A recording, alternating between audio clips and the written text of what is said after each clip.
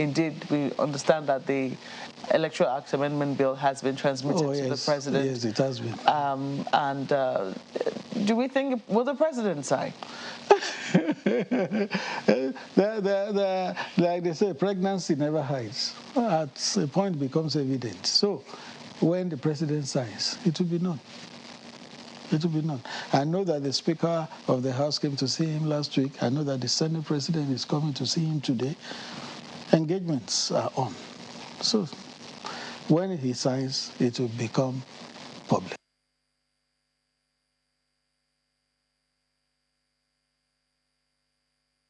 You're asking me to predict the thinking of 109 senators and 360 House of Representative members. I don't have power of clairvoyance to be able to predict what will be the attitude of this elected representative of the Nigerian. But we know what the what the Constitution says about that one, Senator. It's also good.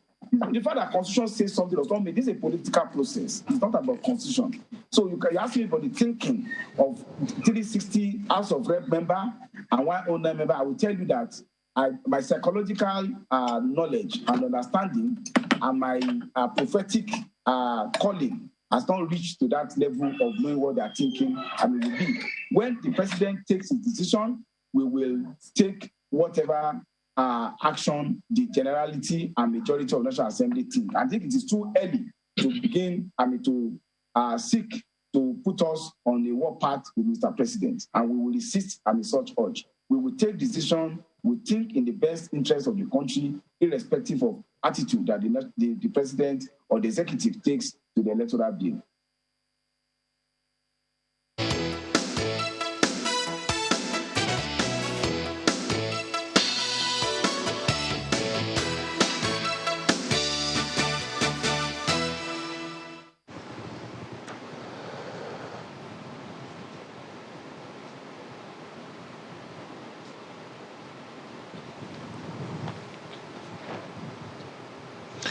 Well, our first conversation is around the Electoral Act Amendment Bill. And to be or not to be, questions are still there. So there are two ways in which the Constitution prescribes for a bill to become law. One is for the President to sign it into law or send it back to the National Assembly for dispensation and all of that. The second is for the National Assembly to veto the President in the event that the President says no. That is, if the National Assembly feels so strongly about it. So which one is going to carry the day? Let's head to Abuja. Marco.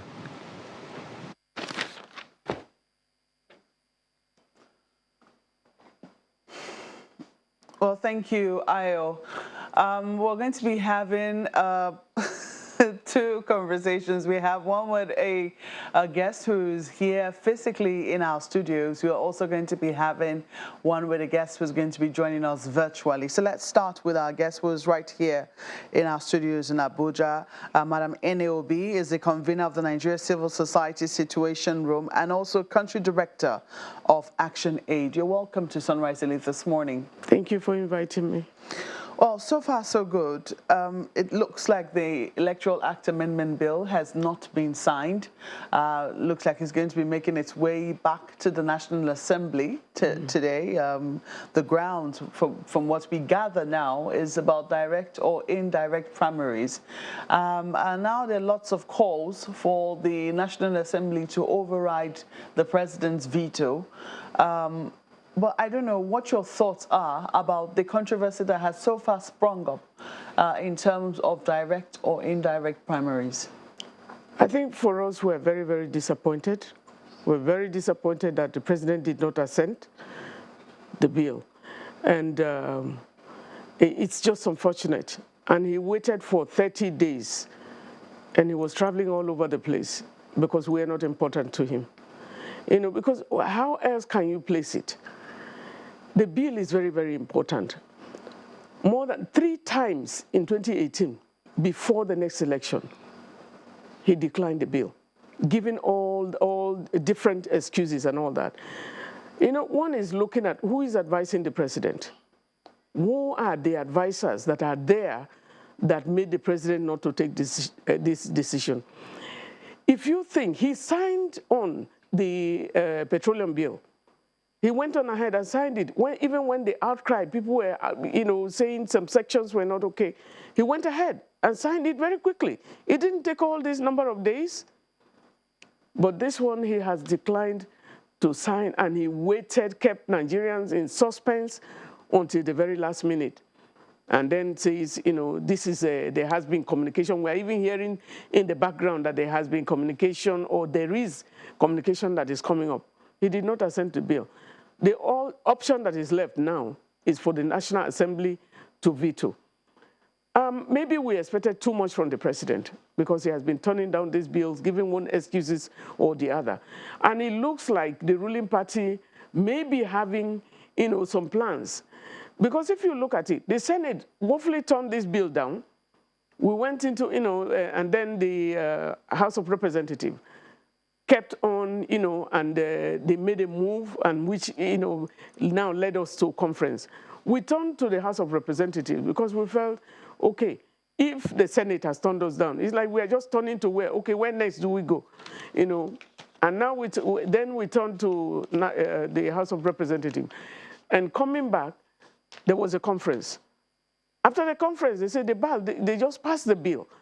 So they knew what they were doing all along, perhaps, by adding this clause that now degenerates. So why you set a precedence? Why are you not passing the bill?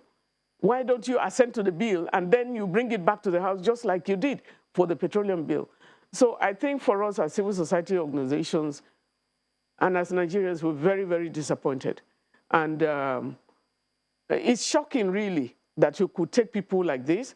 The last bill, which was sent to him in 2018, I remember very well, he said it was now a few days to the election, so it's illegal to sign it to bill. Now, we have 2023. What is wrong in signing that? And because of that, we used the 2015 Electoral Amendment Act to run the 2019 elections. And now we are here again. Give us something. This is where you can go. But we're hoping that the National Assembly, we can't but hope, will override the president. But given their history, we're going to come to that shortly. Boy. Because you asked questions as to, who is advising the president. Yeah. We saw all manner of lobbying for this particular bill, this particular amendment. The National Assembly seemed understood that this bill wasn't going to be smooth sailing, especially when it eventually got to the president. We saw them paying several visits. I know that the Speaker was there more than once. The Senate President too visited a number of times. We saw governors, crying out loud that, that inclusion of direct or indirect primaries or direct primaries, which gave no other option was a problem, let me put it that way. And we saw the intense lobbying. We eventually saw the president seeking the advice of INEC.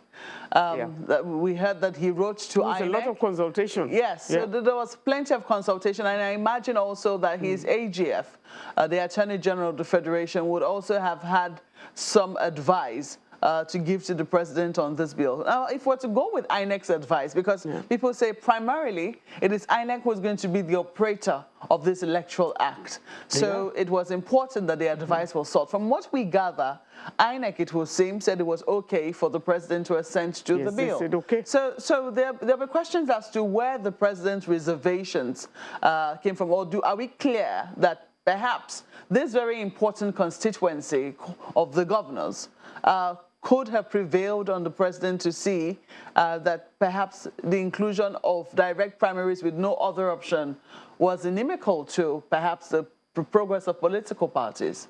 I think some people somewhere know what they're doing. They are playing games, and they're playing with the lives of Nigerians. Because this bill has been on for a very long time. The question is, where did the clause come from? And if it has been there, why have you not engaged? Because a lot of focus was on the electronic verification, electronic transmission of results. And that happened. What we were hoping is coming from Anambra, we are now going to FCT local elections, in February. And then we go to Ekiti and Osun State. And so you're moving forward, hoping that the next election will be better and better. We went to Anambra, the election itself had problems, but when we went for the supplementary election, the BVAS didn't have any problem. And before midnight, we had almost all the results uploaded on the website of INEC, meaning that INEC is ready. Transparency and accountability is very important, but they couldn't upload that in terms of collation unless we have the bill. They've been very careful there, and they are sticking by the law. INEC would close, like continuous voter registration in all of the points that they have conducted so far. 60 days to the time, the law provides that you have to stop any kind of movement or any kind of registration exercise. They kept by it. Every law, and INEC was very transparent. Very, very transparent in the upset towards Anambra election. There were a series of meetings with the political parties, with the security agencies, with civil society organizations, and even when we went on ground in Anambra, they were still, those consultations kept on, with all stakeholders. So if you thought about INEC, they brought you the bill, you are not the one who is lobbying. If there is anything like lobbying, where should the lobbying be going to? It's the National Assembly that are the legislators. They are the lawmakers. And then they have put all of the resources combined, the man hours that were spent. And now the president is not assenting to the bill. They are lobbying him. Has he forgotten that more than 360, members of the House of Representatives, they come from different constituencies, and they are speaking on behalf of their people. And then the Senate is also there. They are speaking on behalf of their people. So how come the president, if the president can do this, then maybe we're expecting too much from the president. I think that's what we need to watch for. It's very unfortunate. It's very disappointing. But we are calling on the National Assembly, because they are our representatives, to do the needful by vetoing the presidential overriding the president's veto. Let me quickly introduce, I did say earlier that we're going to be having the conversation two ways. Mr. Norison Quakers, SCN, as a senior advocate of Nigeria, is joining us via Zoom. He's in Lagos. Mr. Quakers, you're welcome to the program this morning.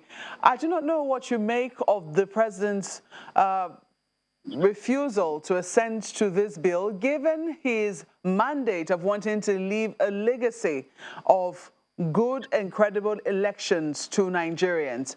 What are your thoughts on it? Thank you so much, Mark. It's rather unfortunate that the president declined his assent. Now, when you look at the Constitution, it's very apt and very clear. And like you rightly observed, there are two levels of passing the bill. The first is when the president declines, the National Assembly can then, two-thirds majority of the National Assembly can pass it into law. Now, why did he decline? The first question that will always agitate one's mind is that what is the bill seeking to do? Is it for the interest of the Nigerian people, or is it self-serving? Like the last speaker said, there's a presumption that the legislative arm of government is there to represent the interests of the Nigerian people. Now, having forwarded the bill to the president, there is a presumption that it has the backing of 120 million Nigerians behind it. Now, a bill that has been forwarded to the president for his assent, the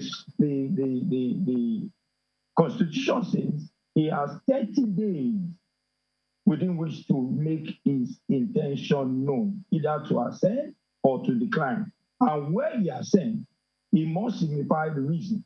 Now, he has declined after 30 days. Section 58, sub 5 now kicks in. It is now the prerogative of the National Assembly to override or veto the powers of the president and go ahead and pass it. For me, due to the several consultations that have taken place, all of these will have happened within 30 days. And that's the window given to the president. But the question, will the National Assembly veto the powers of the president? Because of the political angle to it, and because it's based on party affiliation and party supremacy, as it were, it might be very difficult for the National Assembly. Earlier, before we came on, a particular member of the Senate was quoted as saying that they do not want to go on collision course or war path with the president, but they're still going to consult. But if they're there for the interest of the Nigerian public, the bill should be passed into law, and the president's refusal to assent should be disregarded, and the National Assembly should just go ahead and pass the bill. That's my take in all of this.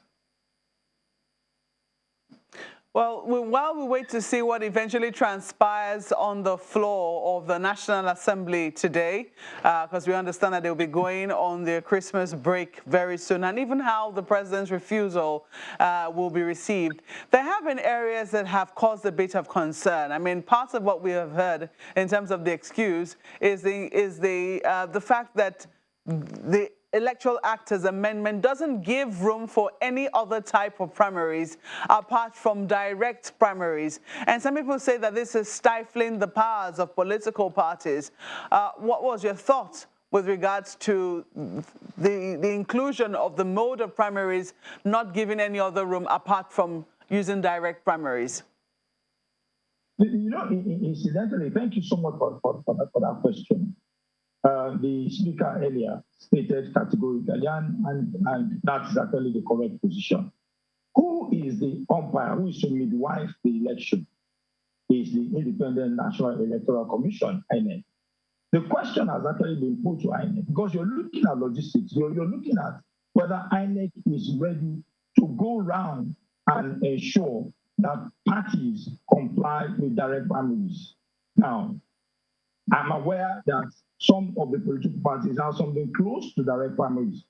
Now, if it is not included in the electoral bill and it now becomes a law, who is going to suffer at the end of the day? If INEC as the umpire has been consulted, and INEC has said, we are prepared, we're able to do it, regardless of the hiccups here and there.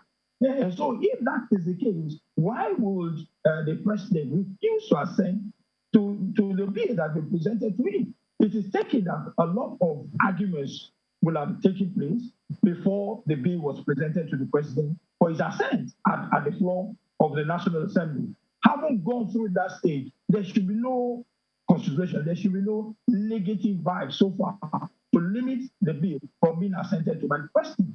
So as far as I'm concerned, if you look at it critically, there's more to it that is what is suggested. Will our election be transparent? Will our election be strengthened? Who are the ultimate beneficiaries of this proposal? The Nigerian people. If it is for the good of the country, if it's for the interest of the country, I don't see why the bill should not have been assented to by the president. So this, for me, is just an excuse. Is there something that we don't know about?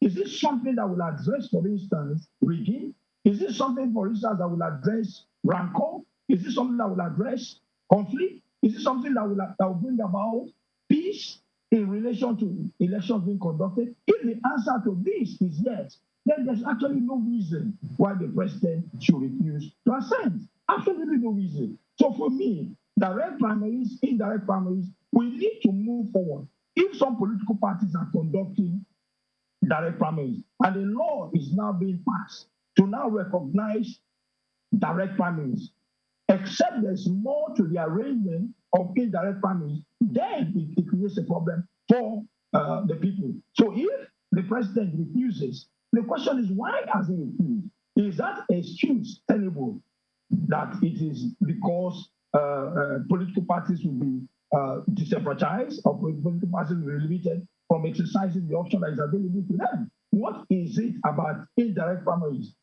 Now, I'm aware that I think PDP has what they call the option A4. And you remember the freest and fairest election so far that have been conducted in this country was as a result of the recourse to option A4, which is direct primaries. Thank you so much. It's quite painful and quite saddening that we're still discussing this at this time when we ought to move on, when our election ought to have been reformed. The president said he's going to leave the legacy of transparency, of accountability. I'm taking aback that the president refused against all odds to assent to this bill. Well, Mr. Quakers, one of the arguments being put forward, so to speak, is the constitutionality or otherwise of the proposition of direct primaries, which is, of course, not the only contentious aspect of the proposition of the National Assembly, the bill that we're talking about now. There are arguments as to whether or not it is constitutional. And then there are also arguments that, look, since the parties already have their constitutions, the electoral bill is going to kind of knock off the constitutions of those political parties. If that were to be true, which one should take precedence? The Electoral Act or the constitutions of the parties? Mind you, the Electoral Act is an offshoot of the Constitution.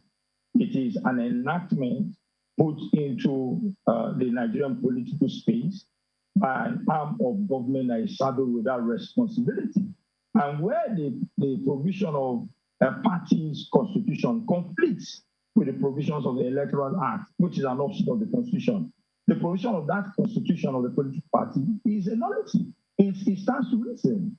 Because you see, at the end of the day, the Electoral Act is the legislation to x-ray, mirror, guide, and direct the conduct of political affairs, whether at the national level, at the local government level, or even at the state level, or even party primaries. Everything is provided. Are you aware that when political parties conduct their elections, INEC is expected to have representatives to see to it that the conduct of the parties' primaries complies with the provisions of the Electoral Act? So what the legislators have now done is, rather than have indirect primaries, you now have direct primaries. Now, it has its own failings, it has its own weaknesses, it has its own challenges. So to that extent, any party that is against direct primaries, there's more to it than meets the eye. And that's why I see there's actually no excuse for the disinclination or for the refusal. There's absolutely no excuse. So, Quakers, just before I go to me, Madam, my apologies. Is there anything in the Nigerian Constitution that renders direct primaries, for instance, a nullity? Is there anything in the Nigerian Constitution that conflicts with the direct primaries as an option? Well, I've not seen any particular provision in the Constitution that is in that plan. Absolutely nothing. So as far as you're concerned, there isn't any reason for the president to not have signed this bill into law. Let me bring in Madam right now. My apologies. Madam, do you think there is too much fuss being made about the direct primaries provision in particular? I think the direct primaries issue is just an excuse because they're looking for ways of not signing the bill. I don't see how the issue of direct primaries will prevent the president from assenting the bill. The president, in the first place, he has showed examples before. And I say, we're trying to, we are calm and we expect some things from our president. And where you have the president not talking to people for 30 days, you are talking of direct primaries. If lobbying is supposed to happen, shouldn't that lobbying be at the time that the bill was going on at the National Assembly, the legislators? Does that mean that the president doesn't even have any trust on the legislator? And the legislators, coming out to make a pronouncement, will support the president. He has the interests of the people in his heart. He's doing the best for the country. This is showing, the body language is not showing that. Because the body language is telling us that the millions of Nigerians, and I want to say that Nigerians are bigger than any politician or any political leader. Any leader at all, Nigeria is bigger. And that's why we're still talking, because we wouldn't be engaging now. When you are bringing in the primaries, we have a precedent before us. And that precedent is the electoral bill. I was watching the telly last night, a senior advocate of Nigeria, and that's Mike Ezekome. He said, and we knew that if the law says the 30 days, if it ends on a weekend or on a public holiday, the next day still subsists. And the senior advocate was still having hopes that by midnight, the president will still do something. And I just looked at him and said, this, my brother, has a lot of hopes and a lot of expectations from the president. What were his reasons for turning down, in 2018 alone, for turning down the bill? For how many times? What that meant is that we would have had a 2018 Electoral Act Amendment Bill, and now we are discussing it. We would have had the Electoral Act of 2021, and we have about a year to the election. Transparency and accountability is core, and that is what is pronounced by the very act that we're discussing. Well, like the President Muhammadu Buhari came in with the hope of fighting corruption, doing a lot of things here and there. At the African Union level, he was the chair of anti-corruption. And we are here, one of the neatest things that we would have done in terms of corruption is to sign this bill into law, because it's going to tame corruption in elections. And we thought democracy says we need to be able to progress. Watch your time. We're in a digital economy. We need to improve from one election to the other. And we are still here, and we are talking of the primaries. Well, Madam, primaries or not. Is it the governors that are 36 of them that are more important than Nigerians, but they are representatives? Well, it's a long haul. It seems that you are still expressing some measure of hope, and I think, as some people have said, that's all we have to live on. But there's a lot more about this. You've raised the issue of Nigeria and Nigerians being bigger than any leader or political office. How are Nigerians to take this? Well, maybe we need to wait till the end of Tuesday, but before then, let's have some conversations around that when we return from this break.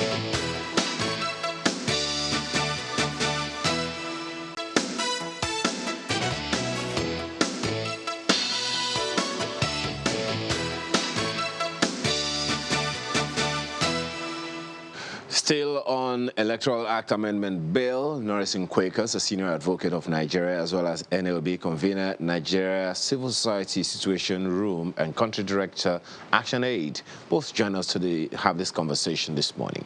Let me go back to Abuja. Madam, you mentioned something the other time about Nigeria and Nigerians being bigger than any person or office in the land.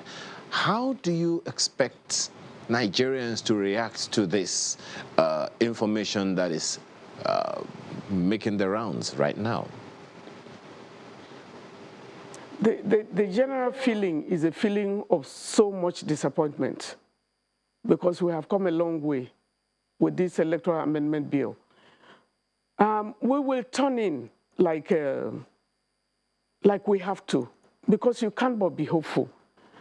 This country is a great country, and we believe in Nigeria.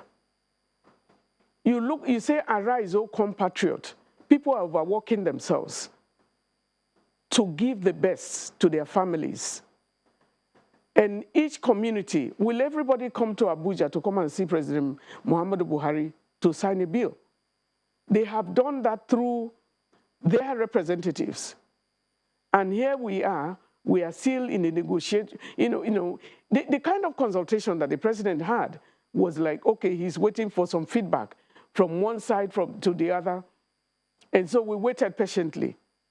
And now we are where we are. I think Nigerians are disappointed. It's a simple feeling and a very painful feeling of disappointment. A lot of Nigerians, are discussing this morning this is where we are. We have been here before. We have been here how many times? And we are here again. The only hope now is a National Assembly. Unfortunately, they are toying through the party lines of saying, because the president is from this party, if you want to vote, you need to be behind the president. Are you supposed to be behind the president or behind the people? The people of Nigeria. And I think the quality of citizens, a lot has to do with that. How transparent and how selfless. I pledge to Nigeria, my country, to be faithful, loyal, and honest. What are we doing to Nigeria? Why are we destroying it? Democracy is supposed to be an improvement. Many of us were in the struggle for democracy in Nigeria, and we can say that. Many of us were locked up by the military because of our belief that democracy should return. And now we have democracy. A bill that everybody, more than 400 people worked on in terms of representation of the country, is still not good enough for the president to assent. And not even assenting, I think we're fooling around with Nigerians. It's unfortunate. The NSAS movement showed the failure of the adults. We're failing the young people of Nigeria, and we are still doing this, and they're watching. Nigeria has a youth bulge. More than 62% of the population are young people. You think they're not watching? You looked at them, and you took off, Twitter. About 39 million people, you shut the door on them, and they are still watching. Do we have to wait until the cookie crumbles? Okay. It's very unfortunate. Let's take a look at some of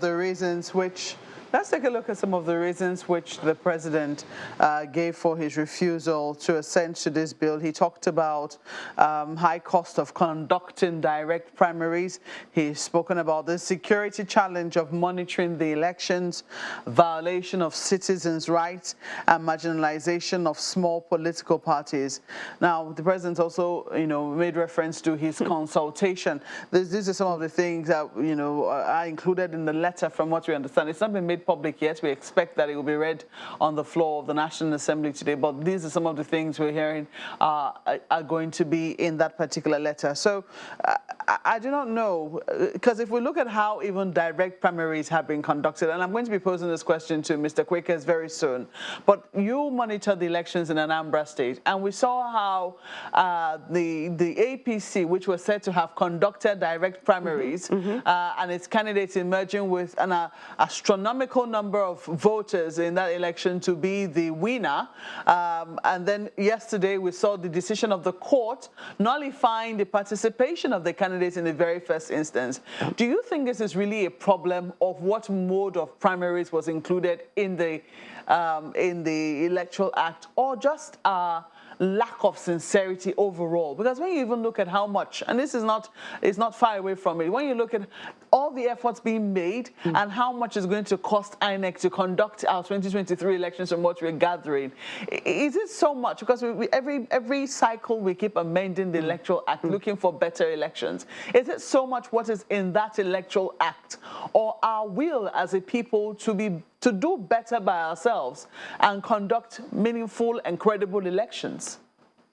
For me, in everything, I again continue with the disappointment, because in a democracy is expensive, no doubt about it, but we are in a democracy. Are you saying that because it's expensive, we are not going to conduct elections? They asked INEC, the president called on INEC, and INEC said we are good to go. You are now saying marginalization. INEC in Nigeria, I think they have done so much in terms of putting all the political parties on the ballot paper and all of that. And now you are crying foul that they will be marginalized. You have asked the umpire, and they say we can do it. Are you the one to do it? It's to pass the law to enable them. And so when we are looking at, the status of what is happening on ground, it's still politicking. Don't forget that it's not just going to be INEC. The security agencies are also going to be involved in these elections. You saw what happened in Anambra State. What happened in Anambra State? Before the elections, the AIG called us together in Anambra, and with, civil society organizations, the media has done wonderfully. I need to give that kudos to them. They brought us together and told us, gave us the lines. If there is any misbehavior by any security agent, send this to us. You know, these are the lines, the numbers. A first PRO, Frank Mba, called all of us together, you know, and we had meetings with them.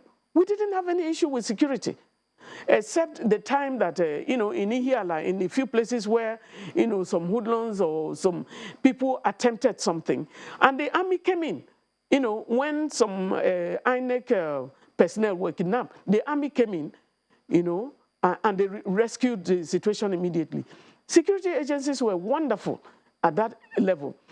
So But we say they can do more. Yeah, so if we're to look at, because that was just one state, if we're to look at multiplying Anambra by 36, which is what we have, and perhaps even including the Federal Capital Territory, and there's going to be quite a stretch looking at the mode of primaries which you're considering and all the political parties. So these considerations, don't you think that it holds some water somewhere? For me, you know, we have had elections before, have we not? Security agencies have been all over Nigeria, isn't it? Are you going to be, because of the fear, not going for election? We are going in for the election. And if you are going to look at that and say it's too expensive, you are also still saying don't hold the elections. We're in a democracy. Do they not want democracy again? Should we go back to military rule, where you have only 19 members of the armed forces ruling council, and then all the colossal, the kind of expensive, you know, staff, I would say staff we have, because the parliamentarians, they are staff. They are staff of the government, and we are spending a lot of money on them. We are paying millions for them, even 1 month or something like that, for them to be on ground. What are we talking about? Let me quickly take this to Mr. Quickers. I do not know what your thoughts are in terms of some of the reasons that have been given and the practicality, really, of, you know, what we have seen in previous elections where in some places they have been direct primaries. Some of your colleagues actually have fears that, you know, direct primaries, because it would seem that that is the major thing upon which the president has rested now, to reject the slew of reforms which this Electoral Act amendment bill proposes. Looking at just that singular clause, because it has its pros and its cons, do you think that the cons really do far outweigh whatever pros it's bringing to the Electoral Act? Well, I would say that indeed the cons do outweigh the pros. In the sense that, have we conducted party primaries before now, direct party primaries? The answer is yes. Earlier, I was asked the question whether the Constitution has a provision for this. The answer is no. Now, if you look at, I think, Section 221 of the 1999 Constitution as amended to 229, you will not find a provision there that talks about independence of political parties, so to speak. Parties are registered by the Independent National Electoral Commission.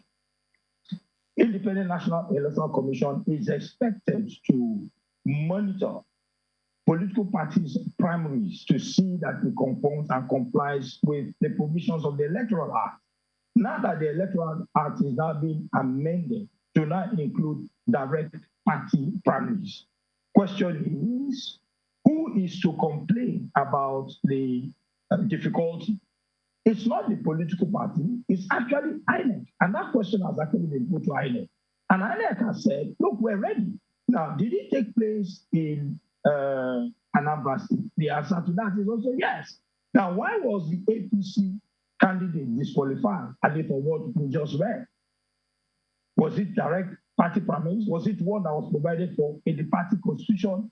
There's the APC party constitution. The answer is no, because they have two parallel primaries. And the candidate that eventually emerged, Uba, was then now considered as one who did not, who was not qualified to run for the governorship election in the first place. Now, my take in all of this, and I'll be honest with you on this, is that the excuses or the kite being flown by the president holds no water, makes no sense. He's been influenced by, from what we read in the papers, by governors who have gone to meet him. Now, when you look at, I will read the provision of section 58, 4 and 5 of the Constitution. Where a bill is presented to the president for assent, he shall within 30 days thereof signify that he assents or that he withholds assent. When is the president now responding to this? After 30 days. Now, the window given to him for 30 days is to enable him to consult and then to present either he assents to the bill or he withholds his assent. But everything will be formal because it's signified. How do you then, in Nigeria, this is the only country where you look at the body language of the president to act, or you look at the body language of the governor to act. When the clear and unambiguous provisions of the law. I remember what someone said not too long ago. The problem is not with the Constitution. It might be inelegant drafted, but there's a consciousness to use a law to regulate us as a people. But this law is not being implemented, and that is a sad situation that we have found ourselves. The excuses being given holds no water. You move to section 221 up to 229 of the Constitution. This is political parties. It is provided for.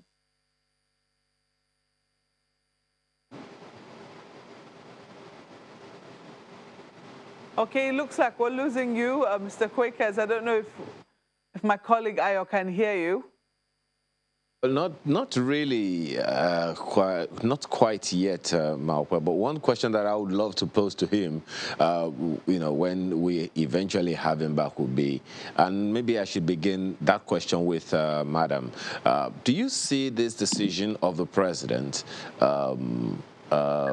bruising the smooth executive-legislature relationship that has been on for a while? Do you see the National Assembly being uncomfortable or displeased with this decision of the president? The body language is not right. The president, from what we are getting, I think he should have redeemed himself. It would have been really, really great to have had this bill. I think he would have made a name as we're all closing the year. It would have been exciting. We try to keep by the law because the first rule is to be a patriotic Nigerian. And if you are a patriotic Nigerian, you go the interest of the people before you. It is the interest of the people that you are serving. And we are here, the National Assembly, the body language, they want to be part of everything that the president is doing. When you are with a leader and you become a yes person, you are never helping the leader. The right thing needs to be done. And those who stand up right for Nigeria, beyond you wanting to be on the right side of the president, if you are on his right side, if you're on his side and you're not telling him the truth, people tell people what they need to hear or what they will love to hear. Okay. Well, Madam, just a quick one before we take a break. In the leadership My apologies for butting in, Madam. Let me take that same question to Mr. Quakers just before we close out on this segment. So, Mr. Quakers, do you see this decision of the president, if eventually it is what it is, do you see it, the decline of assent to the bill by Mr. President, impinging or bruising the relationship between the executive and the legislature that's been smooth so far? Well, I don't think so. I don't see it as infringing or impacting negatively on the relationship. You recall that the Speaker of the House of Reps paid the President a visit twice. The Senate President has also paid him a visit. And then you can see this sort of harmonious relationship or cordial relationship between the office of the president and the leaders of the legislative arm of government. I wouldn't see it as an issue, and I don't think it will even affect, because at the end of the day, it is almost like saying party supremacy, so that you won't want a situation where these members of the National Assembly will belong to the party in power, being accused of anti-party activities or disloyalty or disrespect to the person and to the office of the president. It's not going to be an issue. Will they veto? I don't see that happening, I'll be honest with you. Not with this present legislative arm of government, the way one has seen it. I recall a while back, the Senate president did say that if he had his way, the president can be given a third term. So I don't see that. I don't see that happening. Unfortunately, the relationship is not going to be strained. It's not going to be in any way negatively impacted by the president's refusal. I also do not see the National Assembly vetoing the power of the president. Unfortunately, that's the way we have found ourselves. So it's like you said, it is what it is. It is. Well, who knows whether we might be surprised. We do not know what will happen on the floor of the National Assembly today. But whatever happens is going to be very important to the life of this particular bill. So what would you be saying to members of the National Assembly who it would seem that a lot of calls have actually come out to now to show that, well, they're really interested in the passage of this bill? I call on the National Assembly to veto the president's power. To veto and pass the bill into law, because we need the bill, we want the bill, we are ruled by law. If they want us to also give them the respect that is due, they need to redeem themselves. We thought the president would have made this, let's say the president is serious about this, but he has shown that we are not important. If it was only just the inclusion of this, do you think that it should follow the president's advice, remove the clause of direct primaries, and then just, send it back to him for assent? If you say remove that clause, because we are talking of the participation of the people in voting the right leaders at the party level, the party democracies, the issue of party, the quality of those who come from the party depends on those who vote. Have they looked at it? If you had acceded to this law and then see the practicality and see where you go from there, and not give us, it's a flimsy excuse. It's not an excuse at all. It's unacceptable. You think it's going to be too heavy a price to pay? It's going to be too heavy a price to pay because they are not listening to Nigerians, and Nigerians are not important to them. They are just built up, and it's unfortunate because there's a lot of insecurity. There's a lot of problems in Nigeria. We should be facing the issue of insecurity, not Electoral Act. You want to empower a body to do its job. They didn't. And we saw that when NCC boss was called to the House of Representatives. They also called they said they were going to call INEC. They didn't call INEC. What the hell are we talking about? They're taking us for a ride, and it's very unfortunate, but they can redeem themselves by vetoing the presidential, vetoing and going into law with what we have. But INEC has the constitutional power to organize and conduct elections. What does that mean? It's very broad. Do we have to even go through all of these things, or what we're going through, they're suffering us through the Electoral Amendment Bill? It's unfortunate because a lot of people don't seem to know the power they are enjoying as politicians today, that many people from the civil society, we went through the fire to be able to get this, and they're misusing it. Misuse of power is very, very important, for them to note that Nigerians are watching them. They're watching all of them, and the time is coming now to also go back to them, to Nigerians.